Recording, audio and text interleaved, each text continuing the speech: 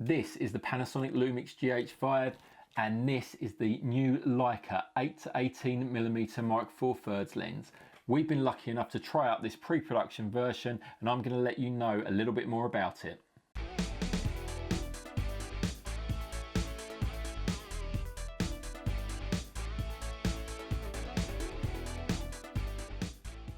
Okay, let's start. 8-18mm. Let's call it the equivalent of a 16 to 35mm lens. It's got an aperture range of f2.8 to f4. There is an AF or manual focus switch on the side, and the manual focusing is electronic fly-by-wire. One of the first things I noticed about the lens is the front element set quite far back. It's got a 67mm filter thread around here, which is great on a wide angle lens like this. Some very similar focal length lenses to this have such a bulbous front element that they require a push lens cap, lens cover, rather than a clip. So the fact that this has actually got a 67mm filter thread is really great, because you're going to want to use filters when you're shooting landscapes with this lens. The lens comes with a petal-shaped lens hood that clips just slightly back and it locks into place with just a catch on the side there.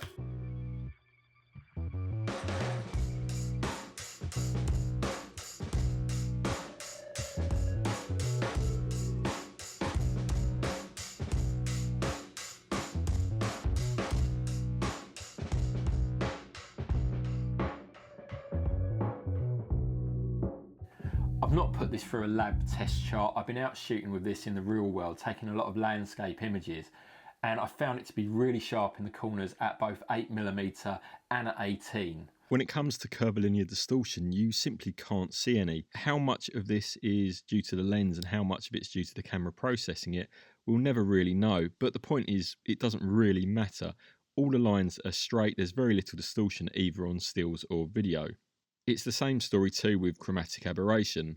A quick look in the corners of high contrast images, and even at 2.8 or f4, you simply cannot see any chromatic aberration. Even when you open the raw files in Lightroom, you get the information warning telling you that some lens profile correction is actually already being applied behind the scenes. I found there is a little bit of vignetting, but literally stopping down one stop from the maximum aperture gets rid of it completely. And the vignetting looks nice. It's not kind of very hard, dark edges. It's ever so subtle. Again, if you're taking natural images, you probably won't even really notice it's there.